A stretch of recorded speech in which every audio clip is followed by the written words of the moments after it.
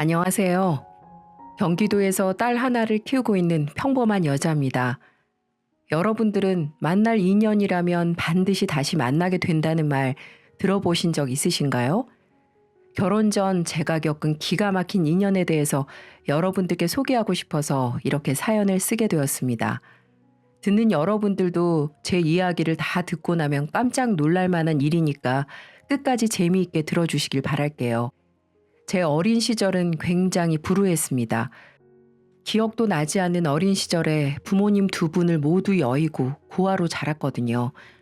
나중에 커서 할머니에게 듣기로는 제가 5살 때 엄마가 갑작스럽게 암 진단을 받고 급격히 몸이 안 좋아져 돌아가셨다고 했습니다. 아무도 그렇게 엄마가 허망하게 떠날 거라곤 예상하지 못했기 때문에 충격이 엄청 컸다고 하네요. 특히 저희 아빠가 그랬죠. 다른 누구보다도 엄마를 떠나보낸 슬픔이 크고 견디기가 힘들었는지 엄마의 장례식이 끝나고 몇 개월을 폐인처럼 살았다고 합니다. 그러다 그만 아빠마저도 술에 빠져 돌아가시고 말았네요. 1년도 채 되지 않는 짧은 시간 동안 전 부모님 두 분을 모두 떠나보내고 천의 고아가 되고 말았습니다. 그때 전 워낙 어렸던 나이라 엄마 아빠가 돌아가셨다는 의미조차 알지 못했습니다. 홀로 남은 저를 두고 친척들은 서로 짐짝 같은 저를 서로 떠넘기기 바빴고 하마터면 전 고아원으로 보내줄 상황에 처하게 되었죠. 저는 그때 할아버지 할머니가 아니었다면 꼼짝없이 고아원으로 갔을 거예요. 다행히도 홀로 남은 저를 불쌍히 여기셔서 할머니께서 저를 데리고 오셨습니다. 할아버지 할머니의 형편이 좋진 않았어도 손녀가 고아원으로 보내져 평생을 사랑받지 못하고 고생하면서 크게 될 모습이 훤히 보이셨는지 저를 거두어 지극정성으로 길러주셨습니다. 두 분의 사랑 덕분에 저는 부모님의 빈자리도 느끼지 못하고 다른 아이들처럼 그저 평범한 아이로 자랄 수 있었고요. 저희 조부모님 두 분은 모두 정말이지 동네에서 마음씨가 좋기로 소문난 분이셨거든요. 절대 어려운 사람들을 보고 그냥 지나치지 못하는 분들이셨죠. 어린 제 손을 잡고 봉사를 다니시고 동네 모든 사람들의 경조사에 두 손을 걷고 앞장서서 도움을 주시는 분들이었고요. 이 때문에 제가 살던 동네에서는 저희 할아버지 할머니를 모르는 사람은 없었습니다. 존경하지 않는 사람이 없을 정도로 아주 옳은 삶을 살고 계셨던 분들이었죠. 저 역시도 그분들 손에서 자라다 보니 남을 위하는 삶의 가치를 일찍이 알게 되었던 것 같습니다. 제가 의사라는 직업을 선택한 이유도 저희 조부모님의 영향이 가장 컸다고 말할 수 있겠네요. 어려운 형편이었지만 마음만큼은 누구보다 부자였던 할아버지 할머니 손에서 어린 시절을 보내던 어느 날 저에게 또 한 번의 이별이 찾아왔어요. 지병을 갖고 계셨던 할아버지. 제가 초등학교 4학년이 되던 해부터 병세가 갑자기 심해지기 시작했어요. 가을이 될 무렵부터는 혼자서 거동도 쉽게 하지 못할 정도로 병세가 깊어졌고 안 그래도 없는 형편에 약과 치료, 입원까지 할머니 혼자서 부담하기에는 너무 큰 시련이었습니다. 평범한 중산층도 휘청거릴 만큼 큰 병원비를 감당하지 못하고 할아버지께서는 치료를 포기하고야 말았죠. 결국 겨울을 다 채우지 못하고 할아버지께서는 돌아가셨습니다.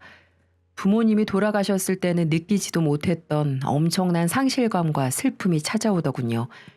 다른 무엇도 아닌 돈이 없어서 치료를 포기해야 했던 형편이 원망스러웠고 제 어린 시절을 환하게 만들어주셨던 할아버지를 다시는 볼 수 없다는 사실이 괴로웠고요. 항상 웃음이 가득했던 집안은 이제 침묵만 존재했죠.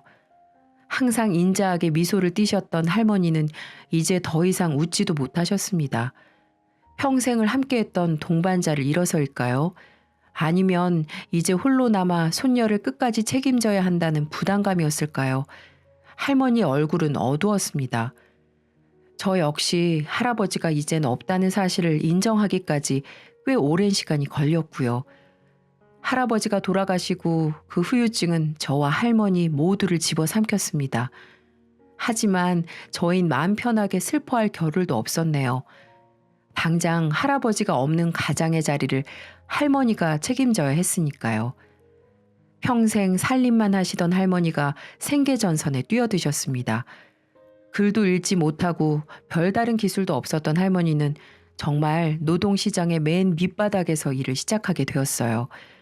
여기저기 식당을 전전하면서 온갖 허드렛 일을 도맡아 하다가 몸이 편치 않으면 병원 신세를 지고 또 다른 식당에서 일을 시작하고 그렇게 고생의 연속이었죠.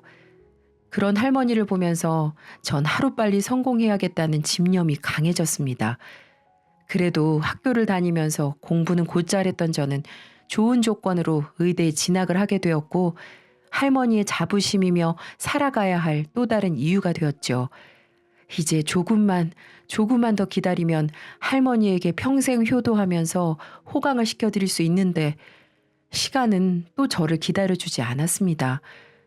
적지 않은 나이에 할아버지가 돌아가시며 큰 충격도 받으시고 온갖 허드렛 일까지 도맡아 했으니 몸이 나만 할까요? 결국 할머니는 고됨을 견디지 못하고 그만 쓰러지시고 말았습니다. 다행히 깨어나셨지만 진짜 병명은 할아버지와 같은 암이었습니다. 병원에서는 오래 살지 못할 것 같다고 말을 하더라고요. 할머니의 시한부 삶을 선고받고 진료실을 나온 저는 무너지듯이 진료실 앞에 주저앉고 말았습니다. 정말 하늘이 무너지는 줄 알았어요. 제가 사랑하는 사람들이 모두 제 곁을 떠나려고 합니다. 엄마, 아빠, 할아버지, 그리고 마지막 남은 제 가족인 할머니까지. 하늘을 보며 욕도 했어요. 내가 행복해지기를 바라지 않는 것처럼 제 곁에서 사랑하는 사람들을 모조리 데려가는 하늘이 원망스러웠습니다. 이제 조금만 기다리면 할머니만큼은 정말 호강시켜드리며 제가 받은 은혜를 갚으려고 했는데 그 몇 년을 못 기다리고 이렇게 할머니마저 훌쩍 제 곁을 떠나려고 하다니 시간이 많지 않았어요. 길어야 3년이고 증세가 더 심해지면 그만큼의 시간도 없습니다. 언제라도 할머니가 훌쩍 떠날 수 있다는 생각에 제가 남은 시간 동안 할머니에게 드릴 수 있는 효도가 뭔지를 생각해 보았죠. 할머니, 오늘은 어때요? 숨은 많이 안 가쁘세요? 오늘 낮에 전화 못 드려서 미안해요. 중요한 시험이 코앞이라 짬을 낼 수가 없었거든요. 오늘 뭐 하면서 시간 보내셨어요? 우리 강아지 공부하느라 바쁠 텐데 여긴 어떻게 왔니? 저녁은 챙겨 먹었어? 빵 같은 거 먹지 말고 꼭 밥 챙겨 먹어야 돼. 알겠지? 헬미는 괜찮아.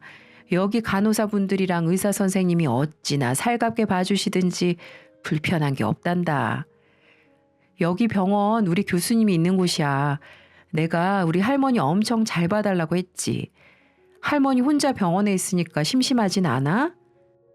괜찮어. 옆 병실에 있는 할머니들이랑 이야기도 하면서 잘 지내고 있어. 글쎄, 옆 병실의 할머니 손자가 결혼을 한다고 나한테 사진도 보여주더라. 어찌나 예뻐 보이던지. 우리 예쁜 강아지도 할미가 시집갈 때 꼭 옆에 있어야 할 텐데. 무슨 그런 소리를 해. 당연히 옆에 있어야지. 할머니 나 시집 가는 거 꼭 보고 싶어? 당연하지. 예쁘게 드레스 입고 신랑이랑 손잡고 있는 거 보면 이 헬미는 소원이 없지.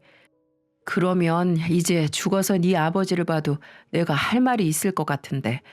우리 예쁜 손녀 이렇게 이쁘게 잘 키워서 시집까지 보내고 왔다고 자랑할 수 있잖니. 저를 보고 환하게 웃으시는 할머니의 얼굴을 보고 제가 할머니에게 드릴 수 있는 최고의 효도가 뭔지 알게 되었어요. 멋진 신랑감을 만나 행복하게 결혼 생활하는 모습을 보여드리자 할머니께서 떠나가시더라도 손녀 혼자 덜렁 세상에 남겨진 모습을 보이지 말자. 전 그날 이후로 주변 분들에게 성실하고 착한 사람이라면 소개해달라고 부탁을 하고 다녔습니다. 제 사정을 아시는 분들은 저보다 더 적극적으로 신랑감을 찾아주셨고요. 몇 개월이나 지났을까요? 전 지금의 신랑을 후배의 소개로 만나게 되었습니다. 저보다 한 살이 어렸던 그 사람은 정말 착한 인상을 하고 제가 만났던 어떤 남자보다 순수한 사람이었습니다. 안녕하세요. 처음 뵙겠습니다. 아버지를 도와 사업을 하고 있는 박혜진이라고 합니다. 안녕하세요. 저는 정지은이라고 해요. 처음 뵙는 자리에 실례인 질문이라는 거 알지만 혹시 서로 잘 맞는다면 결혼을 서둘러서 할 수 있나요? 네? 결혼이요? 갑자기 왜 그런 말씀을? 제가 결혼을 서둘러야 할 이유가 있거든요. 이전에 몇 번 다른 분들과 소개팅을 했는데 제 질문에 부담스러워 하시는 분들이 계셔서 미리 말씀드리는 거예요. 결혼을 서둘러야 하는 사정이 있으신 것 같은데 혹시 제가 그 이유를 들어볼 수 있나요? 먼저 혜진 씨 대답부터 듣고 말씀드릴게요. 결혼 생각이 없으시거나 빨리 할 수 없다면 제가 이유를 굳이 말씀드릴 필요가 없을 것 같아서요. 첫 만남에 결혼 이야기를 꺼내시는 분이 흔하지는 않겠죠. 네, 좋습니다. 저도 결혼에 대해 긍정적이니까 이제 이유를 말씀해 주세요. 전 제가 처한 상황을 신랑에게 설명했고 차분히 제 이야기를 듣던 신랑은 제 이야기가 끝나고 저를 지그시 바라봐 주었습니다. 네, 좋아요. 이런 순간에 우리 둘 만난 것도 인연이겠죠. 지은 씨가 절 신랑감으로 진지하게 생각하지 않아도 좋아요. 할머니에게 결혼하는 모습을 보여드리는 게 목적이라면 제가 도와줄게요. 가짜 결혼이라도 좋으니 절 돕고 싶다는 그 남자. 오히려 제가 더 당황스럽더군요. 이제까지 제 사정을 알게 된 모든 남자들은 진저리를 치며 손을 내저었는데 이 남자는 도리어 제게 다가왔습니다. 몇 번의 만남이 더 있었고 전 이 남자가 진짜 제 인연이라는 걸 깨닫기까지 오랜 시간이 걸리지 않았습니다. 잃어버린 퍼즐 조각을 찾은 듯 저와 모든 게 잘 맞았던 그 남자에게 진심으로 제가 빠지기 시작했던 거죠. 결국 신랑과 처음 소개팅을 하고 석 달이 되지 않아 저희는 결혼 약속까지 하게 되었습니다. 그즈음 의사 면허 시험까지 통과한 겹경사까지 생겼죠. 이제 시간이 얼마 남지 않았어요. 하루빨리 결혼식을 올리고 할머니에게 행복한 제 모습을 보여주기만 하면 됩니다. 이제 2년도 채 남지 않은 시간이었기에 저와 신랑은 결혼 준비를 서두르자고 했죠. 하지만 모든 게 생각한 대로 흘러가는 게 아니듯 큰 문제가 생기고 말았습니다. 바로 시부모님의 큰 반대가 그 문제였어요. 이해합니다. 난데없이 어린 나이에 결혼을 하겠다며 부모도 없는 여자를 데리고 온 게 시부모님 입장에서는 이해가 되지 않을 법도 하죠. 더구나 가족이라고는 할머니 하나밖에 없는데 병실에 입원해서 언제 돌아가실지 모르는 상황이니 선뜻 장가를 보내기가 힘들었을 거예요. 지금 생각하면 그 당시 시부모님의 마음이 이해가 되지만 어린 저에게는 시부모님의 반대가 정말 가슴 아팠습니다. 제가 정말 불쌍한 아이구나라는 생각이 처음으로 크게 와닿았거든요. 시부모님의 말을 빌리자면 세상 천지에 피부치 하나 없는 천의 고아라는 게 실감이 났거든요. 그런 저에게 하나밖에 없는 아들을 보내기 싫다고 하셨습니다. 하지만 결혼하게 될 사람이라고 할머니에게 신랑을 소개했을 때 환하게 웃으시면서 기뻐하시던 할머니 얼굴이 생각나서 결코 결혼을 포기할 수 없었습니다. 할머니, 나 인사시켜드릴 사람이 있어요. 자기야, 인사드려. 우리 할머니야. 안녕하세요. 박혜진입니다. 저 지은 씨에게 할머님 이야기를 정말 많이 들었어요. 정말 만나 뵙고 싶었습니다. 지은아, 누구니? 혹시 네가 만나는 사람이니? 아이고, 반가워요. 세상에나 우리 지은이가 남자를 이렇게 데리고 오다니. 할머니, 나 이 사람하고 결혼할 거야. 할머니 허락해 줄 거지? 정말 좋은 사람이야. 아이고, 허락하다 마다 우리 강아지 할미가 시집 가는 거 보지도 못할까 봐 걱정했는데 이젠 편하게 눈 감을 수 있겠구나. 할머니 무슨 말을 그렇게 해. 오래오래 살아서 나 잘 사는 것도 보고 증손주도 봐야지. 내가 무슨 욕심이 많아서 그런 것까지 바래. 네가 이렇게 좋은 사람 만나고 있는 것만 봐도 이 할미는 여한이 없다. 정말 이젠 여한이 없어. 할머님, 저희 결혼하면 꼭 결혼식장에 오셔야 해요. 제가 정말 지은 씨 행복하게 만들겠습니다. 그러니까 건강 잘 챙기셔야 해요. 고마워요. 정말 고마워요. 우리 지은이가 정말 힘들게 자랐어요. 그러니까 옆에서 우리 지은이 잘 보살펴주고 오래오래 아껴줘야 해요. 네, 할머님, 당연하죠. 제가 정말 잘할 테니 할머님도 꼭 건강하셔야 해요. 할머니가 쪼글쪼글한 손으로 저희 신랑 손을 꼭 부여잡고 눈시울이 붉어지던 모습을 전 절대로 잊을 수가 없습니다. 그래서 전 시부모님의 마음을 돌리기 위해서 정말 필사적으로 노력을 했어요. 모진 말을 듣더라도 매일 안부 전화를 드리고 전화를 안 받으시면 문자라도 꼭 남겨드리고 주말이면 매번 시댁을 찾아갔습니다. 하지만 특히 시어머님의 마음을 돌리기가 여간 힘든 게 아니더라고요. 그만 찾아오라니까. 너 내가 하는 말이 웃음니? 내가 그만 찾아오랬잖아. 경찰이라도 부를까? 너 애가 왜 이렇게 사람 말귀를 못 알아듣니? 어머님, 제발 한 번만 다시 생각해 주세요. 제가 정말 잘할게요. 저 능력도 있어요. 의사 면허도 취득했고 몇 년 뒤면 전문의도 할 거예요. 네가 의사든 변호사든 검사든 난 아무 상관없다니까. 부모도 없이 할머니 손에서 자라서 보고 배운 것도 없을 텐데 어떻게 내가 우리 금쪽 같은 아들을 너 같은 고아랑 결혼을 시킬 수 있겠니? 어머님, 제가 고아인 건 제 잘못은 아니잖아요. 그래, 네 잘못은 아니지. 근데 너도 생각을 해봐라. 어렵게 키운 하나밖에 없는 아들을 너 같은 고아한테 넌 장가 보낼 수 있겠니? 그리고 너 부모님이랑 할아버지도 돌아가시고 할머니도 쓰러지셨고 곧 돌아가실 거라며. 네? 그게 왜? 너 주변에 있는 사람들 모두 죽는데 혹시 아니? 네가 주변 사람들 잡아먹는 팔자인지 우리 아들도 너랑 결혼했다가 죽는 건 아닌지 모르겠다. 난 찝찝해서 절대 이 결혼 허락 못한다. 어머님, 말씀이 너무 심하신 거 아니에요? 제가 누구를 죽였다고 그런 말씀을 하시는 거예요? 아무튼 난 찝찝한 이 결혼 무조건 반대니까 다시는 집에 찾아오지 말거라. 한 번만 더 찾아오면 그땐 정말 경찰 부를 거야.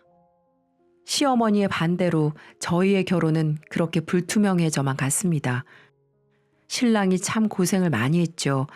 매번 서운하다고 우는 저와 무조건 반대만 하시는 시어머님 사이에서 중간 역할을 하느라 정말 고생을 많이도 했어요. 그래도 묵묵히 제 이야기를 들어주고 시어머님을 대신해 사과를 해주는 신랑이 참 고마웠습니다. 그렇게 한 달 남짓한 시간 동안 저와 시어머님 사이에 끝없는 줄다리기가 계속되었고 결국 시아버님이 함께하는 상견례 자리까지 만드는 데 성공했습니다. 상견례 자리라곤 하지만 병실에 누워있는 할머니가 나올 수 없었기에 시댁 식구들과 저만 참석하는 자리였어요. 상견례는 시댁 근처 작은 한정식 집에서 이루어졌습니다. 전 약속 시간보다 1시간이나 먼저 나와 시댁 식구들을 기다렸어요. 약속된 시간이 다가올수록 점점 더 긴장이 되더군요. 만약 이번 자리에서까지 결혼 반대를 한다면 어떻게 더 이상 더 노력할 여지가 없었기 때문에 전 더 필사적이었습니다. 10분, 20분, 시간은 지나 시댁 식구들이 식당에 도착을 했습니다. 예약해둔 작은 방으로 들어선 시아버님과 시어머님은 저를 한번 쳐다보더니 주변을 두리번거리셨어요. 너 혼자 왔니? 상견례 자리라고 했잖아. 너 혼자야? 네. 할머니가 몸이 불편하셔서 혼자 나오게 됐습니다. 참나, 살다 이런 상견례 자리는 들어본 적도 없구나. 하여튼 부모 없는 거 이렇게 티를 내는구나. 시어머님은 경멸하는 눈으로 저를 위아래 살피시고는 맞은편 자리에 앉으셨습니다. 그리고 무거운 분위기에서 식사를 시작했고요. 형식적인 몇 번의 대화가 오고 간 후 저희는 아무 말 없이 밥만 목구멍으로 밀어넣었습니다. 신랑은 애초롭게 중간에서 어떻게든 대화를 하게끔 노력했지만 시부모님 두 분은 말 없이 식사만 하셨죠. 이렇게 저의 결혼은 물거품이 되나 싶은 순간 갑자기 방문이 드르륵 열렸습니다. 깜짝 놀라 저는 뒤를 바라보았고 그곳에는 할머니가 보행기에 의지한 채 서 계셨어요. 너무 놀라 저는 숟가락을 떨어뜨리고 할머니에게 달려갔고 신랑 역시 달려나와 할머니를 부축해드렸습니다. 할머니, 여기 어떻게 오셨어? 내가 괜찮다고 그랬잖아. 외출은 어떻게 했어? 내가 허락 안 했는데. 우리 강아지 상견례라는데 어떻게 할미가 안 올 수가 있어. 내가 간호사한테 부탁했지. 절대 안 된다고 그랬는데 헬미가 꼭 부탁한다고. 안 가면 안 된다고 사정사정 했지. 할미가 늦었지? 미안해, 우리 강아지. 할머니, 진짜. 할머니는 곧 저희 시부모님을 향해 더듬더듬 걸으시며 인사를 하셨는데 그와 동시에 떨리는 목소리로 누군가 할머니를 부르셨습니다. 그 사람은 상견례 자리에서 한마디도 하지 않고 앉아 있으셨던 시아버지였어요. 아이고, 안녕하세요. 우리 지은이 할미 되는 사람입니다. 처음 뵙겠습니다. 아주머니, 정말로 아주머니 맞아요? 아주머니, 혹시 장흥에 살지 않으셨어요? 네? 장흥이 고향이긴 한데 저를 아세요? 아주머니, 저예요. 저 덕수예요. 아주머니 옆집에 파란 기와집에 살던 박덕수. 덕수? 덕수가 누구냐? 장흥군 회진면에 있던 집이요. 시골집에 저 혼자 남겨졌다고 아주머니가 불쌍하다고 저 거둬주셨잖아요. 기억 안 나세요? 그 최신의 손주가 자넨가? 네, 그분이 제 할머니세요. 아이고, 반갑구먼.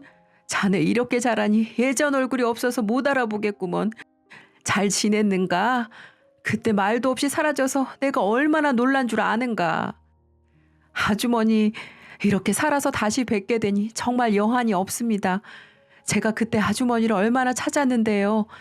제가 꼭 드리고 싶은 말씀이 있어서 한참을 찾았는데 그땐 어디로 가셨는지 찾을 수가 없더니 이렇게 다시 뵙게 되네요.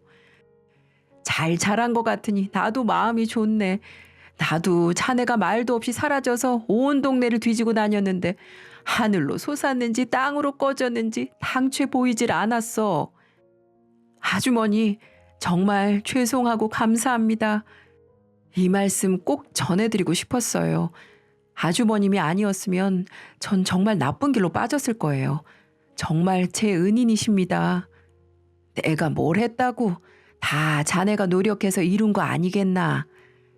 전 어안이 벙벙했습니다. 시아버지께서 할머니와 나누는 대화를 듣고 있으면서 도대체 어떻게 아는 사이일까 한참을 생각했네요.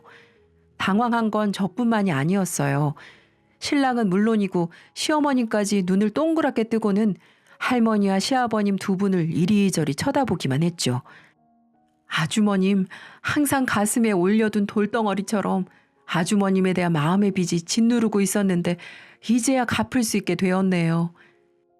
이어서 말씀하시는 시아버님의 말씀을 듣고 전 깜짝 놀랄 수밖에 없었어요. 아주머님 기억나세요? 부모가 자식 맡겨놓고 도망갔다는 집, 그게 저였어요. 제가 15이었나. 일주일만 있으면 찾으러 오겠다는 어머니와 아버지가 한 달이 지나고 석 달이 지나도 찾아오시지 않았어요. 할머니는 꼭 다시 올 거라고 저보고 잘 기다리라고 하셨지만 그때 전 부모님이 다시는 절 찾아오지 않을 거라는 걸 알고 있었어요. 빚쟁이들 피해서 도망간 걸 전부터 알고 있었거든요. 그땐 모든 게 다 삐뚤어져 보였어요. 거짓말만 하는 어른들도 싫었고 시골 총구석에 이렇게 처박혀 있어야 하는 상황도 싫었어요. 참 모난 저에게 아주머님이 내밀어 주신 따뜻한 손길을 잊지 못합니다. 해만 떨어지면 반찬거리도 건네주시고 행여나 나쁜 길로 빠지지 않을까 해주시던 좋은 말씀들도 잊지 못하고요. 그나마 그 좁은 시골에서 아주머님은 제가 마음을 붙일 수 있는 유일한 사람이었어요. 근데 그런 아주머님에게 제가 참 못된 짓을 하고 말았죠. 아주머님 댁에서 고구마를 주시겠다며 잠시 자리를 비우셨을 때 장롱에서 돈다발을 보게 되었어요. 절대 하면 안 되는 짓이었는데 어리고 못났던 제가 그 돈을 그만 가지고 도망을 쳤어요. 부모를 잘못 만나 버려진 이 시골에서 저 혼자 처박혀 평생 농사나 짓고 살아야 할 것 같았거든요. 그래서 그 돈을 가지고 무작정 서울로 올라갔어요. 뭘 해야 할지도 몰랐지만 일단 서울에서 그 돈을 가지고 뭐라도 하면 성공하겠지. 이런 막연한 생각으로 시작했어요. 할 줄 아는 게 뭐 있어야지요. 남들 고물이나 사와서 그걸 팔고 수완이 좋아서 금세 큰 돈을 벌었는데 성공했다고 생각했는데 아주머님에 대한 빚이 항상 제 가슴을 짓누르는 거예요. 그래서 시골로 내려갔었습니다. 근데 아무리 찾아도 없는 거예요. 아주머님이 계시던 곳은 보건소가 들어와 있고 주변에 수소문을 해도 다들 어디로 가셨는지 모르겠다던데 정말 후회 많이 했습니다. 조금 더 일찍 찾아올 걸. 너무 늦어버려서 이젠 이 빚을 갚을 수도 없게 되었구나 생각했죠. 근데 오늘 이렇게 제 눈앞에 나타나 주시니 정말 하늘이 도운 것 같네요. 괜찮네. 큰 돈도 아니었어. 그리고 그 돈으로 자네가 이렇게 번듯하게 살 수 있다면 난 몇 번이고 자네가 그 돈을 다시 가져가도 아깝지 않을 걸세. 아주머님, 이제라도 빚을 갚을게요. 그리고 평생 아주머님께 진 빚을 갚듯이 며느리에게도 잘할게요. 평생 우리 며느리 행복하게 만들어주겠습니다. 아이고, 정말인가? 정말 그래줄 수 있겠는가? 정말 그렇게만 해준다면 내가 더 이상 바랄 게 없다네. 아이고, 고맙네. 고마워. 아니에요, 아주머님. 제가 더 오히려 고맙죠. 아주머님 덕분에 제가 이렇게 사람처럼 살 수 있었습니다.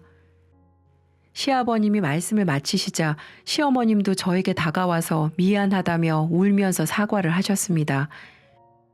평소에도 술만 드시면 시아버지가 가족들에게 할머니와의 이야기를 하셨고 그때 일이 아니었다면 지금처럼 살지도 못했을 거라고 하며 자주 이야기를 하셨다고 해요.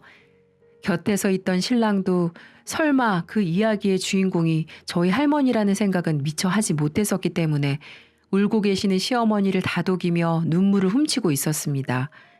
할머니의 등장으로 시댁은 눈물바다가 되었고 남은 밥을 다 먹지도 못한 채 다음번 만남을 기약했습니다. 정말 이런 인연이 다 있을까요? 세상에 저희 할머니와 시아버님 사이에 이런 이야기가 있을 줄이야. 그날 이후 한 달도 되지 않아 결혼식을 올리게 되었습니다. 물론 할머니께서도 저희 결혼식에 참석해서 제 손을 잡아주셨고요. 환하게 웃으며 드레스를 입은 저와 사진을 찍으시고는 정확 뒤 할머니는 그만 세상을 떠나시게 되었어요. 그동안 제 결혼식까지 할머니는 기다렸던 걸까요? 결국 할머니가 남기신 따뜻한 마음 덕분에 전 이렇게 행복하게 살고 있네요. 시아버님은 저를 애지중지 여기시고 시어머님 역시 이제는 저를 며느리로 인정하시고 항상 저를 응원해 주시는 진짜 제 가족이 되어주셨거든요. 이게 전부 다 할머니의 덕분인 것 같다는 생각을 매일매일 하며 살아가고 있습니다.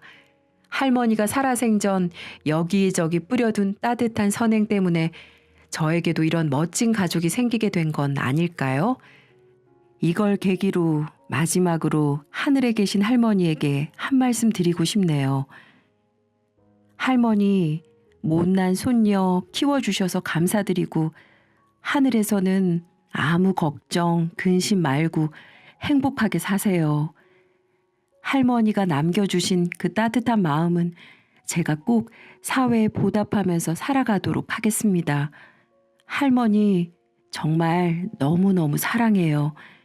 하늘에서는 더 이상 울지 마시고 못난 손녀 이쁘게 사는 모습만 보여드리도록 노력할게요. 감사합니다, 할머니.